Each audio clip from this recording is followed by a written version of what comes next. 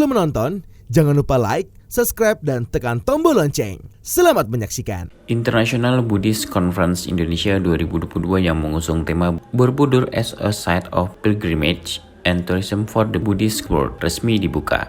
Pembukaan IBCI 2022 dilangsungkan di Auditorium Manohara, Kompleks Taman Wisata Candi Borobudur, Magelang, Jawa Tengah, dan dihadiri ratusan partisipan dari 10 negara antara lain Indonesia sebagai tuan rumah, Thailand, Kamboja, Malaysia, Myanmar, Nepal, Sri Lanka, dan India. Partisipan yang hadir terdiri dari para Bante, Akademi Buddhis, dan perwakilan dari organisasi Buddha. Konferensi internasional yang digelar selama 3 hari diselenggarakan Kementerian Agama, dalam hal ini oleh Ditjen Bimas Buddha. Kementerian Agama berkolaborasi dengan Asosiasi Perguruan Tinggi Agama Buddha Indonesia dan didukung sejumlah asosiasi seperti Association of Buddhist Tour Operators. Konferensi dibuka oleh staf khusus Menteri Agama Bidang Media dan Komunikasi Wibowo Prasetyo. Dalam sambutannya, ia mengapresiasi konferensi internasional yang dapat menguatkan komitmen bersama dalam mewujudkan Candi Borobudur sebagai tempat peribadatan bagi umat Buddha Indonesia dan dunia ini, sesuai dengan tema-tema yang diangkat. Komitmen bersama tersebut sebagai sejalan dengan nota kesepakatan yang ditandatangani 4 menteri dan 2 gubernur pada Februari 2022 lalu. Kesepakatan tersebut tentang pemanfaatan Candi Prambanan dan Candi Borobudur untuk kepentingan umat Hindu dan umat Buddha baik di Indonesia maupun dunia. Menurutnya, keberadaan Candi Borobudur tidak hanya untuk dikagumi keindahan seni arsitektur dan relief-reliefnya. Lebih dari itu, Candi Borobudur juga harus dikembangkan fungsinya sebagai sumber inspirasi dan juga kekuatan spiritualitasnya. Dalam pengembangannya, sebagai daya tarik wisata, kata Wibowo, perlu memperhatikan unsur pendidikan sebagai nilai utama yang disampaikan kepada pengunjung sehingga mendapatkan pengalaman berwisata yang lebih bermakna. Candi Borobudur, terang Wibowo, dibangun sebagai simbol keagungan ajaran Buddha. Banyak ditemukan berbagai kajian bahwa agama Buddha yang telah lama tumbuh berkembang di Indonesia. Nilai-nilai ajaran Buddha dituangkan dalam relief Candi Borobudur. Karena itu, tidak berlebihan jika kemudian Candi Borobudur disebut sebagai piwulang atau pelajaran dari ajaran agama Buddha Nusantara. International Buddhist Conference of Indonesia dengan tema Encountering the Sacred Borobudur as a Site of Pilgrimage and Tourism for the Buddhist World merupakan kegiatan internasional dalam rangka memberikan makna terhadap Candi Borobudur sebagai pusat perziarahan bagi umat Buddha.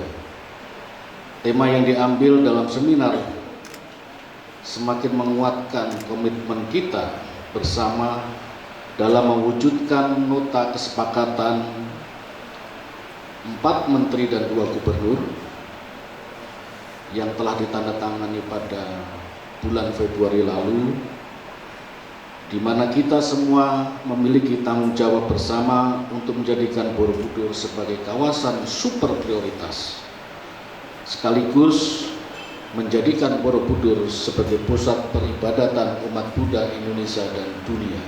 Tepat kiranya jika Borobudur dijadikan pusat studi dan inspirasi bagi kita semua dalam membangun peradaban umat manusia yang jauh lebih baik.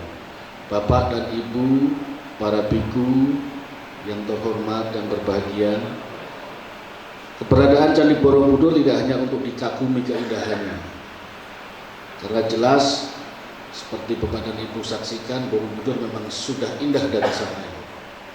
Ini keajaiban dunia, saya kira, dan ini harus kita pertahankan bersama, kita rawat, kita lestarikan agar menjadi inspirasi tidak hanya bagi warga Indonesia, bagi masyarakat Indonesia, tapi juga masyarakat dunia.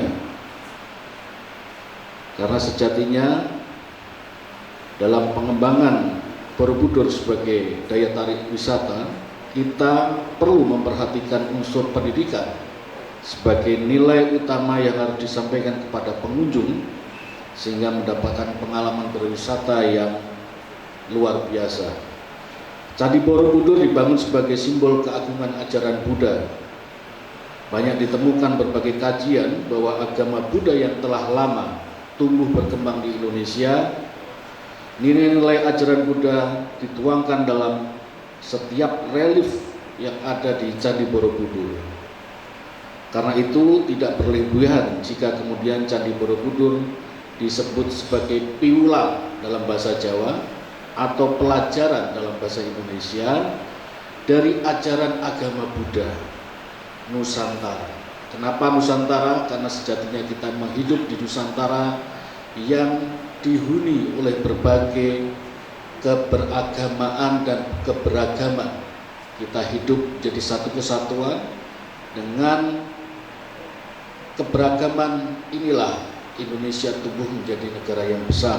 Sementara itu, founder Tidar Heritage Foundation and Chairman of PATA Chapter Setio Juandi Darmono mengucapkan terima kasih kepada para Bante di dunia yang terus menjadikan Candi Borobudur sebagai tempat wisata religi paling utama. Hal ini tentu sangat bermanfaat karena dapat meningkatkan kesejahteraan masyarakat terutama yang berada di sekitar Candi Borobudur. Dan Bapak-Bapak, Ibu sekalian,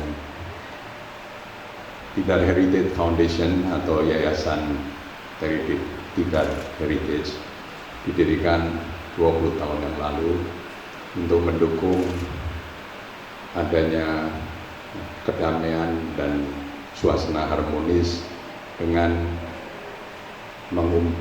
memanfaatkan keberadaan Candi Borobudur yang merupakan salah satu keajaiban dunia.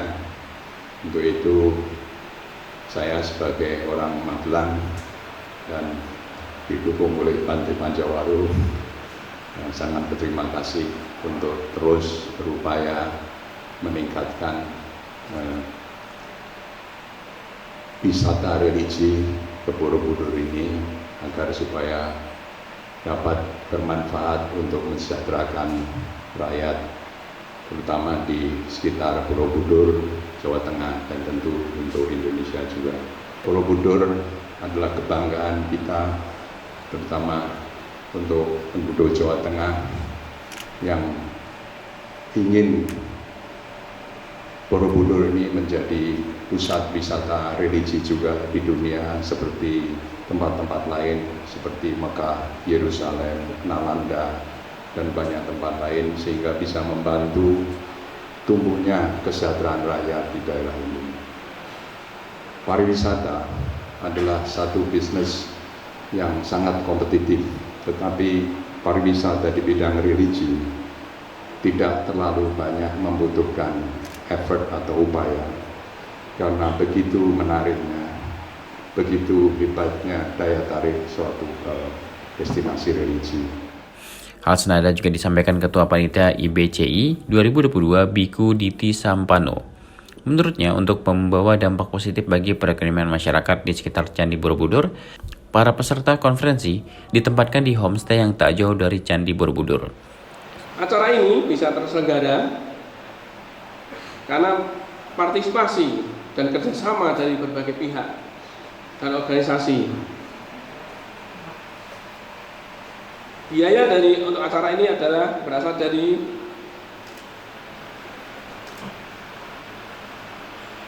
DIPA, Kementerian Agama Republik Indonesia, sebagai suntian dana melalui Dirjen Bimas Budha, dan juga kami dapatkan dari donasi dari para donatur dan juga berbagai program-program donasi atau penggalangan dana lainnya. Kami mengucapkan banyak terima kasih kepada pemerintah Indonesia, terutama dari Kementerian Agama Republik Indonesia dan juga kementerian yang lain,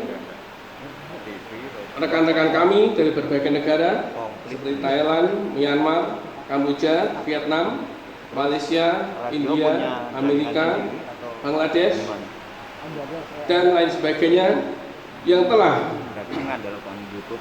bergabung di konferensi ini.